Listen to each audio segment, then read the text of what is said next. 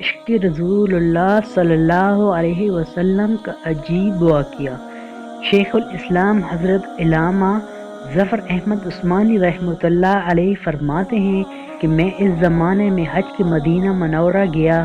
ہم لوگوں نے کھانا کھانے کے بعد دسترخوان کو لے کر ایک ڈھیر پر چھاڑ دیا تاکہ روٹی کی بچے ٹکڑے اور ہڈیوں کو جانور کھا لیں۔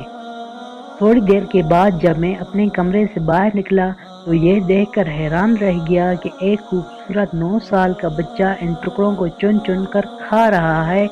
مجھے سخت افسوس ہوا۔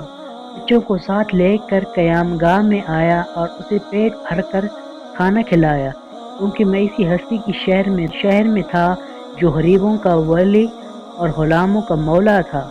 میرے اس برتاؤ کو دیکھ کر بچہ بے حد متاثر ہوا۔ میں نے چلتے وقت اس سے کہا، بیٹے تمہارے والد کیا کرتے ہیں؟ اس نے کہا، میں یتیم ہوں۔ میں نے کہا، میرے بیٹے میرے ساتھ ہندوستان چلو گے، وہاں میں تم کو اچھے کھانے کھلاؤں گا، عمدہ کپڑے پہناؤں گا، اپنے مدرسے میں تعلیم دوں گا۔ جب تم عالم فاضل ہو جاؤ گے تو میں خود تم کو یہاں لے کر آؤں گا اور تمہیں تمہاری والدہ کے سپرد کر دوں گا۔ تم جاؤ اپنی والدہ سے اجازت لے آؤ۔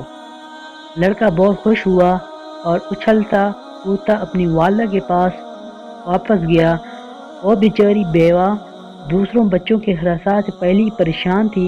اس نے فوراً اجازت دے دی۔ بچہ فوراً آیا اور مولانا کو بتایا کہ میں آپ کے ساتھ جاؤں گا۔ میری ماں نے اجازت دے دی۔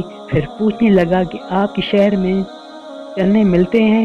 مولانا عثمانی رحمۃ اللہ نے فرمایا، یہ ساری چیزیں وافر مقدار میں تمہیں ملیں گی۔ مولانا کا بیان ہے کہ میری انگلی پکڑے مسجد نبی علیہ الصلوۃ والسلام میں وہ میرے ساتھ آیا اور تھنگ کر رہ گیا۔